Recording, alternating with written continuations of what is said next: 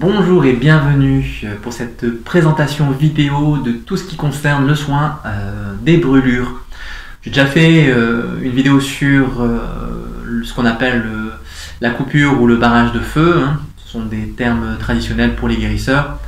Moi j'appelle ça tout simplement soigner les brûlures. Bon, c'est plus général je trouve. Et après on sort un petit peu du dictionnaire classique, mais voilà, chacun choisit ce qu'il veut et puis c'est aussi lié, assujetti à mon expérience propre. Donc je n'ai pas forcément envie de débattre sur les termes, on s'en fout un peu. Donc le soin des brûlures, ça va concerner tout ce qui est bien sûr contact avec quelque chose de brûlant, du feu directement, de l'acide, des produits chimiques, ou tout ce qui est ingéré, par exemple des médicaments, des nourritures aussi, des aliments qui peuvent aussi nous brûler intérieurement et qui amènent ce qu'on appelle le feu. Donc une sensation de brûlure interne ou externe. Le soin des brûlures, en fait, c'est un soin énergétique assez classique, on va dire. Simplement, on le distingue parfois parce qu'il y a certains thérapeutes, on va dire, certains magnétiseurs qui ont une approche particulière, soit par des prières spécifiques, soit par des gestes techniques adaptés aux soins pour le feu, et puis également parfois une façon de travailler l'énergie un petit peu particulière, puisqu'on va entre guillemets contrer l'élément feu, et bien peut-être qu'on va travailler avec des énergies plus type eau ou terre par exemple pour dissoudre.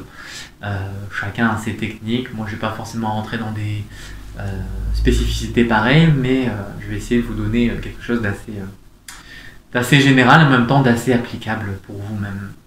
Donc dans le soin pour les brûlures, et bien à partir du moment, par exemple aussi ça, je pensais, ça c'est un truc très courant, je pensais aux zonas qui sont là plus sur des aspects émotionnels.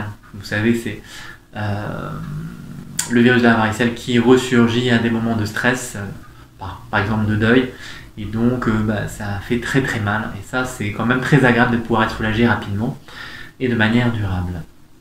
Ça fonctionne également pour les accompagnements en chimio ou en radiothérapie.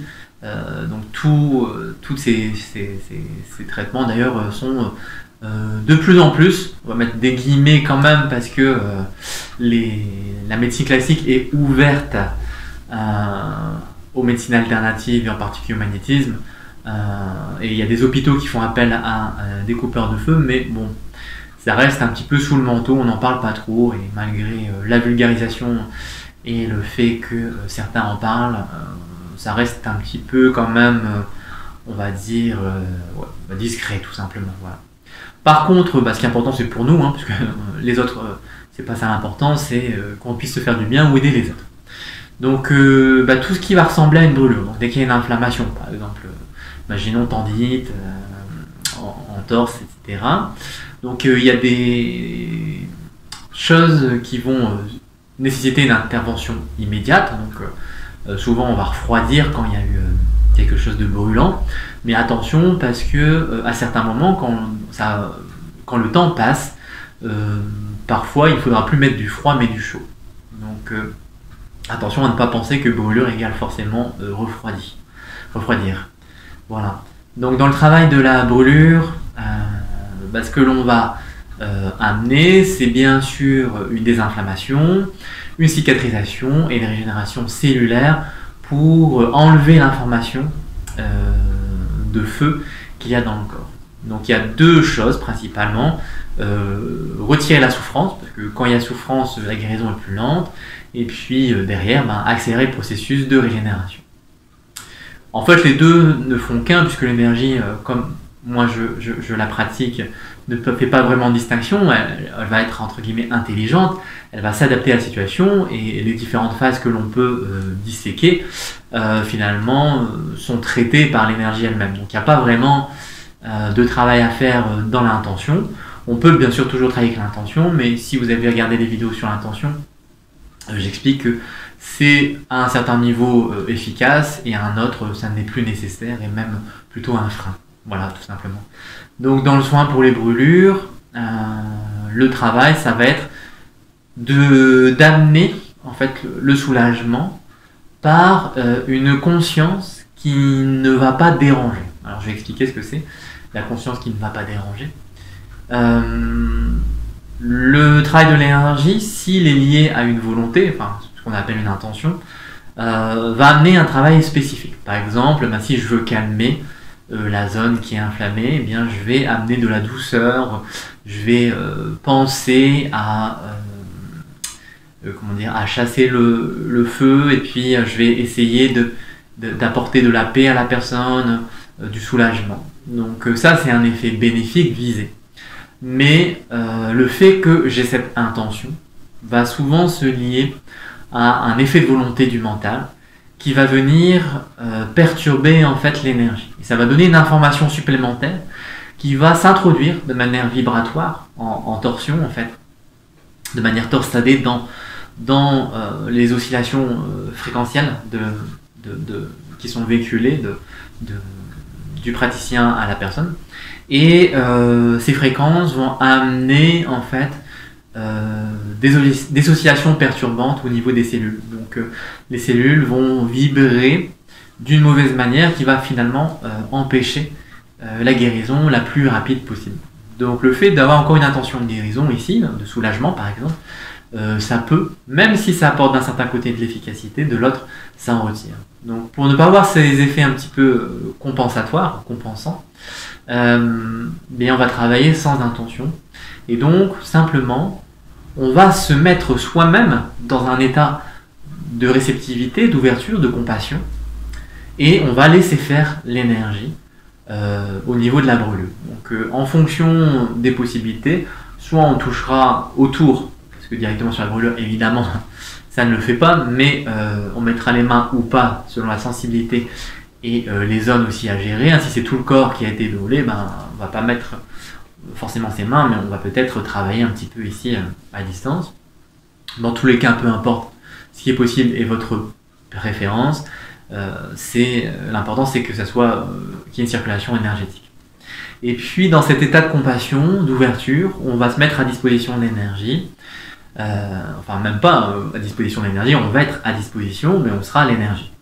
Donc cette énergie va commencer à moduler tout doucement sa fréquence, de manière à s'adapter à l'état de nécessité de la personne, de la personne brûlée. Donc cet état de nécessité va travailler sur différentes ondes qui vont travailler sur les phases qu'on avait dites au départ, donc de soulagement, permettre à la personne d'avoir moins mal, voire de ne plus avoir mal, et puis de l'autre côté, avoir ce processus de régénération cellulaire qui va cicatriser, donc ça permet de ne pas avoir de séquelles au niveau de la peau, ou au niveau interne, d'avoir une belle cicatrice, voire de ne pas avoir de cicatrice du tout. Et puis de l'autre côté, ça va renforcer, tonifier l'organisme localement et généralement. Parce que sinon, il s'épuise au niveau de la réparation, et du coup, il ne fonctionne pas globalement très bien. Et en plus de cela, s'il y a une perturbation chimique, ou quelque chose qui a été introduit par exemple par un rayonnement, si on est en traitement cancéreux par exemple, eh bien ça va chasser aussi ces mauvaises énergies, qui ne sont pas des mauvaises énergies, mais simplement des énergies qui perturbent ici, même si elles sont nécessaires pour le traitement. Et donc ça va aider à, tout comme le corps va chasser par les urines ou par la sueur les produits chimiques, et bien ici énergétiquement ça va aussi dissoudre dans l'air, et aider l'organisme à évacuer tout ceci. Donc ça va accentuer le processus de nettoyage interne et externe. La peau va pouvoir redevenir belle et les organes se rééquilibrer. Donc le fait d'être en compassion, ici dans un état d'ouverture, ça permet aussi d'être pleinement attentif à ce qui est là, dans le moment présent. Parce que si on essaie d'émettre une intention, c'est quand même un petit peu une perte d'énergie, puisqu'il y a quand même une énergie émise, même si c'est très faible et qu'on ne le ressent pas ainsi. Et cette intention, qui n'est pas pure, parce que l'intention pure, il n'y a pas de souci, mais l'intention qui n'est pas pure va du coup faire qu'une partie de l'énergie n'est pas disponible aux soins. Tandis que si on se met dans l'état de compassion, d'état d'amour tout simplement, mais sans émettre un amour vers un objet, c'est-à-dire vers la personne, c'est un état d'amour grand, immense, beaucoup de gens disent un amour inconditionnel. Bon, moi je pense qu'on peut dire l'amour tout simplement, ou la compassion. Et bien cet état de disponibilité va donner une résonance dans le corps de la personne qui va intégrer aussi cet état d'amour, et la compassion va faire son chemin énergétiquement, et ça va ouvrir aussi à l'intérieur sur l'axe tous les centres énergétiques. Donc la personne va pouvoir aller pomper un petit peu dans les chakras, et réveiller aussi à différents endroits du corps des roues qui vont tourner pour nettoyer et réalimenter le système énergétique.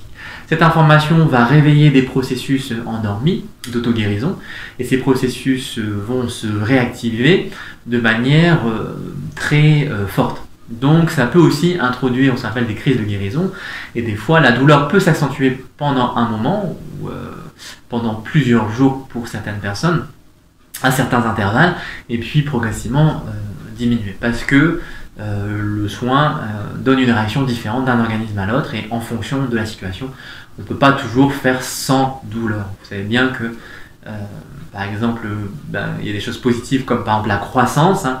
Quand on est en pleine crise de croissance, ça fait très mal, les os sont en train de pousser, donc ça tire sur les tissus, et on est en souffrance, mais c'est pour un mieux puisque le corps est en train de se développer. Et bien là, quand le corps se guérit, des fois, il a un peu plus mal à un certain moment, mais ça va se calmer parce que ça soigne plus rapidement. Et puis derrière aussi, ça va calmer le mental. Parce que le fait d'être en ouverture, en pacification soi-même, eh bien ça va travailler sur les ondes aussi cérébrales de la personne, et ça va lui permettre de supporter finalement la douleur. Parce que ça ne veut pas dire forcément que le seuil de douleur a diminué, ça veut simplement dire aussi parfois que la personne, son seuil de tolérance a augmenté. Et donc les deux sont importants, parce que des fois la douleur est infime, mais la personne ne tolère rien, elle est très sensible. Donc imaginez un grand brûlé, vous faites un souffle d'air juste sur l'endroit où il a été atteint, il va hurler. Hein. Tandis qu'une personne normale, elle ne va pas broncher, elle ne va même pas cligner des yeux. Et bien là c'est pareil, il faut non seulement diminuer l'aspect souffrance, mais également augmenter la capacité à gérer cette souffrance. Et donc l'énergie va venir, par cette ouverture, cet état vibratoire dans lequel je vais me mettre, ça va permettre de faire résonner ces deux, faire diminuer la douleur et augmenter la résistance à cette douleur. Donc les deux interactions vont vraiment profiter à la personne, et de ce fait-là, donc il n'y a pas vraiment de technique particulière, simplement il faut s'entraîner, il faut vous entraîner à rentrer dans cet état, on va dire, modifié de conscience. Après, c'est simplement un état de conscience, hein, parce qu'il n'y a pas vraiment d'état de modifié de conscience. Tous les états sont des états de conscience. Mais bon, ça c'est une question de vocabulaire et de perspective personnelle. Donc dans ces états de conscience, on va pouvoir favoriser tout ce cheminement énergétique. Alors le problème aussi, c'est que des fois quand on débute, on ne sait pas trop comment faire et on tâtonne un petit peu. Eh bien, faites-vous confiance, expérimentez, ressentez, parce qu'il n'y a pas 36 000 chemins, il faut le vivre. Et puis au départ peut-être, vous pouvez utiliser l'intention, en voulant faire du bien, en voulant soulager un petit peu la douleur, en voulant régénérer le corps, vous pouvez projeter, visualiser, etc. Mais je vous dis par expérience, et simplement parce que ça me semble très juste, je ne peux pas vous dire autrement, c'est que tout effort mental supplémentaire à celui de l'énergie est finalement un frein, un ralentissement et une perte d'efficacité. Donc, être le plus neutre possible, même si c'est pour aider la personne, il faut simplement être présent. Si vous êtes présente, énormément de choses peuvent se passer. Bien sûr, des fois ça ne suffit pas parce qu'il faut la pratique, il faut que le développement énergétique se fasse. Et les gens, des fois, ils disent ouais, je l'ai fait, mais ça marche pas. Du coup, c'est de la merde. C'est n'importe quoi ce truc. Voilà, ça n'existe pas. Non, il faut pratiquer. C'est comme tout. Hein. Si vous faites un sport, prenez le tennis. Vous avez jamais fait de tennis de votre vie. Vous prenez une raquette, vous tapez dans la balle, vous l'envoyez à 36 000 km du terrain. Vous dites le tennis c'est pourri comme sport. Non, vous n'avez pas d'entraînement. Donc, alors que quelqu'un qui a l'habitude, il va s'éclater à faire du tennis. Hein, voilà. Et ça, c'est valable pour toute activité. Donc, pour soigner pour les brûlures, c'est pareil. Bien sûr, c'est dommage si vous n'arrivez pas pour la personne, mais au moins vous avez essayé. Il ne faut pas s'en vouloir non plus parce que on n'est pas, tout puissant. Il y a des moments où ça ne fonctionnera peut-être pas, mais plus vous allez pratiquer et plus vous allez le développer. Alors, c'est ça qui est important aussi. Des fois, les gens disent ah ouais, mais c'est plus facile avec une prière. Ou il y a des techniques qui fonctionnent mieux, parce que quand je le fais comme ça, ça marche moins bien. Attention, parce que des fois, en fait, quand on fait appel à quelque chose, par exemple à une prière, ou par exemple à une technique autre, eh bien, ça va peut-être fonctionner mieux, mais c'est un peu un raccourci. On veut aller plus vite parce qu'on veut du rendement. Mais comme beaucoup de choses, en fait, quand on agit dans la précipitation, et bien finalement, on obtient moins que ce que l'on pourrait. On fait moins bien. Et donc, c'est avec la persévérance, c'est le fait de continuer à vous entraîner, à vous ouvrir dans cette compassion énergétique qui va donner des résultats et qui va vous permettre de grandir à des seuils inimaginables. Ça prend du temps, ça peut prendre des années. Faut pas penser qu'en un claquement de doigts, même si vous avez déjà des beaux résultats, vous allez voir que voilà, dans un an, dans 10 ans, dans 20 ans, ça n'aura rien à voir. Vraiment, depuis le temps, ça doit faire une petite vingtaine d'années que je pratique. L'efficacité, entre guillemets, parce que j'aime pas vraiment parler d'efficacité, c'est pas le but, parce que c'est très comment dire, je vais dire matériel, dans le sens où on cherche du résultat, alors que le résultat n'est qu'une conséquence de l'attitude et de la conscience. Voilà. Donc le résultat est une conséquence. Donc il faut bien pratiquer dans les principes. Et donc on peut grandir. Tandis que si on se réfère à quelque chose même qui a été quand même bien efficace, comme je disais par exemple une prière, c'est pas que je critique, mais cette énergie-là n'est pas forcément quelque chose auquel on s'est entraîné. Alors bien sûr, on peut se mettre à fond dans la prière, on peut développer des choses. Mais c'est aussi important de développer un peu son autonomie et de faire des choses par soi-même, tout en sachant qu'on n'est pas seul, c'est-à-dire qu'on interagit avec tout dans l'univers. Voilà. Mais il faut se reconnaître aussi en tant qu'individu, je pense. Et donc c'est bien, je trouve, cette approche de travailler dans cette compassion, dans cette ouverture du cœur, dans cette présence, où on va développer l'individu aussi, soi-même, en contact, en relation humaine avec les personnes qui souffrent, sans non plus s'apitoyer, parce que dès qu'on est touché émotionnellement, eh bien c'est fini, tout est perturbé. Par contre, on pourra avoir cette compassion qui va vraiment venir faire vibrer cet espace aussi bien en moi que en l'autre. Et dans ce contact à cette matière impalpable, eh bien, on va développer du soin, de la guérison tout simplement. Et donc les brûlures, quelles qu'elles soient, en leur genre, finalement on n'a pas vraiment à les distinguer, elles vont passer par ce contact à cet espace profond qui est en tout être finalement, même dans la matière inerte, où on peut retrouver une perfection qu'on appelle la santé. Et donc le travail sur la brûlure, c'est quelque chose qui va faire intervenir non pas une action, mais plutôt une certaine passivité entre guillemets, où je vais simplement constater les choses telles qu'elles sont. Et l'auto-guérison est présente déjà chez l'autre. Mais grâce à cette reconnaissance, parce qu'au début, il y a à l'évidence une ignorance de cet espace, de cette reconnexion à l'espace de guérison, et donc je vais permettre par ma présence, par mon attitude, par ma conscience, de reconnecter la personne à cet espace. Et ça va être de manière peut-être momentanée, mais ça va continuer à avoir un effet de manière plus ou moins prolongée pendant plusieurs heures, plusieurs jours, plusieurs semaines. Ça dépendra de la personne, de sa sensibilité, et vous aussi de votre pratique, et puis des circonstances. Voilà. Donc dans la pratique des soins pour les brûlures, en fait vous voyez finalement que j'aurais pu faire le soin en général, mais je voulais parler ici de la brûlure en particulier, parce qu'il faut vraiment laisser le corps se régénérer, et laisser faire les choses, mais il y a quelque chose de subtil en fait, c'est-à-dire qu'on accompagne, on fait avec le flux. C'est pas simplement observer, c'est être avec l'énergie. Et être avec l'énergie, ça se fait. Donc il y a un état passif de neutralité d'observation de ce qui est présent, de ce qui est là, et il y a un état actif qui est celui de suivre, de faire corps avec l'énergie.